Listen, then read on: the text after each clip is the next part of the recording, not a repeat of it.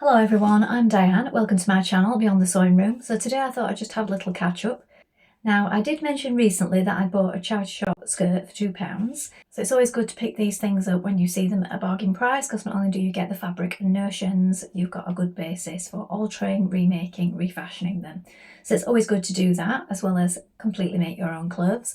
So this particular skirt is sort of a moleskin, faux suede kind of fabric, and it wasn't lined.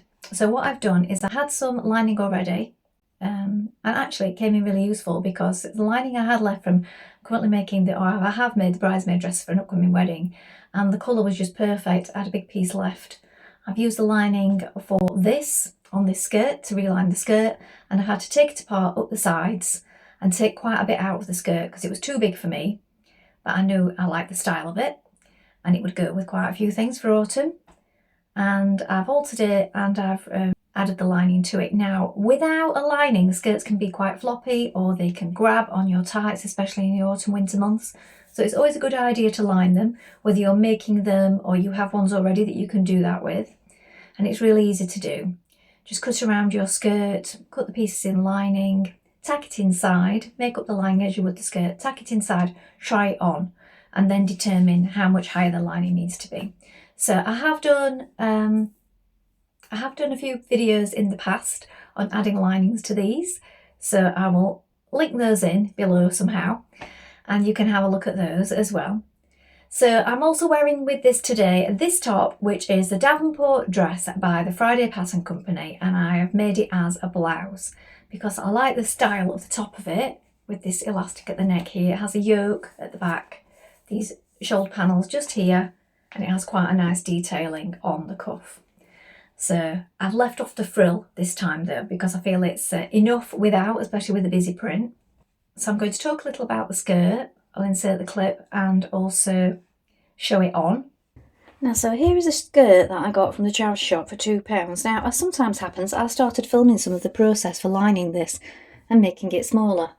And then somehow I've lost my clips. I think I was tidying up my phone before we went away. We've just been away for a few days on holiday, and I have lost them. So anyway, this skirt was too big for me. All I've basically done is took a little out of each side all the way down, over an inch I'd say at the top, 1.5 inches at each side, and because it was a big size, and then just shaped it down the sides. I just opened it at each side. I didn't bother taking the whole waistband off, it didn't seem a problem to just have a seam here. So that's what I've done, just opened it up each side, and while I got it like that, I measured round it and drew a lining onto the lining fabric. I've got a couple of tucks in here. I didn't want to do any darts on the inside, and I've just stitched it to the waistband. So I flipped it up, stitched it to it, so that when you flip it down it's like this, and the seams are on the inside, look, and down the front here I stitched it to the inside of the zip. And at the bottom, look, it hangs loose. So now the skirt is smaller and all fully lined, and I'm going to be wearing that in a moment. So I just thought I'd show it before I pop it on. So here's the finished skirt on. So this is the Davenport dress made as a blouse. And I also didn't put the frill here on this one, but I have done the cuff detail and the neck detail, and it's got the yoke at the back. But I left off the additional frill at the top for this one. And this is a cotton lawn. So I think this goes really well with the skirt. The skirt feels much better now that it's lined. You might find this with any sort of charity shop finds, or maybe ones that you have already, is that they feel much more substantial with a lining in, and it also stops them grabbing to your tights and so on. And it fits better now. So before it was just really loose on me and hung down on my hips, and it just stuck out too much. So I've just shaped it down the sides and lined it, and that's made it much better. So I'm happy with that. £2 find. Remember to look out for anything like this, even if it's a little big. Always remember you can alter things and add linings and extra details and so on. Now, I know this is only a simple skirt, and a few of you might be thinking, why didn't I just make that from scratch? Well, of course, the fabric would have cost more money. The zip would have cost extra, it would have been extra time, and this thing was already in existence, so why not save it? Because obviously we want to keep things going as well, as long as we can, and if there's nothing wrong with this skirt, again, why remake something that is already out there? And for £2 it was an absolute bargain. So with the alterations and the lining in it, it is just perfect for me now, and I'm really happy with it. I will wear it a lot. It goes with quite a few things that I already own, so that's brilliant. And on that theme, I just wanted to talk a little about just making in general. So recently I did show you that I bought myself some William Morris fabric again, because I love the William Morris, and I love this because it's in this lovely green colour, which is a colour I love.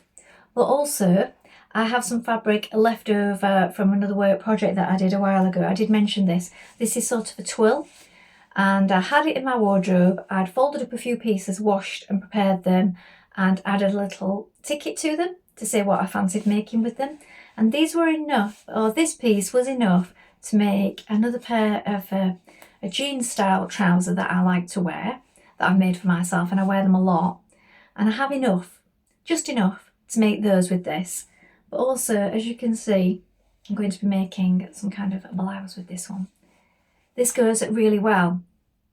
So what I've been trying to do this past year is, rather than just, I have bought a print here, but rather than just going wherever the wind takes me with regards to buying bold prints that I love, is to make sure that I am making sure that when I buy things, that they not only suit me, but that they go with things I already own, or things that I'm also going to make to go with them, building on this.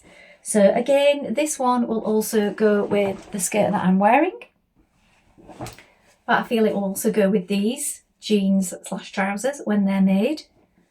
Also go with jeans, so that's an added bonus. I did find last year, not this past year, but the year previously, I did make quite a few things. I filled in quite a few gaps and did quite a few refashions. But I also found that sometimes you go in your wardrobe and you look at things and you think, I need this, I need that. Obviously we don't need, we've all got enough clothes. But as makers, you want to make things with the prettiest fabrics and the prettiest prints. Sometimes this means that quite a lot of your things don't go together. And although you might have a selection of clothes, you might find that you're coming to them on certain mornings, especially like now when it's autumn, winter. I think summer's really easy because you can just wear all the dresses, and I love dresses. But when you get to autumn, winter, of course you can pair it up with tights and cardigans, but some things just don't go with the seasons. And we tend to reach more for sort of separates, trousers and jeans or skirts that we can mix and match with things, and that's when we tend to run into difficulties if our clothes are all very sort of bright and bold and summery and they just don't sit well together. So that's something that I've been trying to work on this year. I have added in a couple of jacket makes. As you may have seen if you've been following me, I made a really lovely one for the spring, which is also coming in really handy for the autumn, because I made it so that it had a lining and then an interlining, so that it was warm enough for that transitional period, but it's still bright and bold with the lovely check in it. And then I made myself the pink denim jacket, the Maison Fauve style one, which is really lovely and still goes with quite a few things. And also for autumn, I find I'm putting that on at the moment. So I am still finding it's sort of a long sleeve top, that sort of in between a t-shirt and a sweater kind of thing that I'm missing. So I probably need to add in a few more of those. That's about it really. Try not to go mad this year. I've been using up things that I already have. I'm still trying to make sure that wherever I can, I remake things. And if I find I'm not wearing them anymore, how can I make them more useful, make them into something else? Hi, this is me from the next day, popping on very quickly just to conclude this video, otherwise it would have ended very abruptly. Something happened with my camera and it just completely cut off the end. Anyway, thank you so much for watching today. Remember to like and subscribe, and I always love to read your comments, so please do leave one if you have something to add. And this top that I'm wearing right now is from the Tilly Wayne's Sewing Stretch book, and it's actually the Joni dress, but I've made it as a top because I had a little piece of this fabric left a while ago and I pieced it together to make this little top, and I wear it with another one underneath, just in case anybody's wondering what this is. So bye for now, have a lovely week sewing, and I'll be back soon.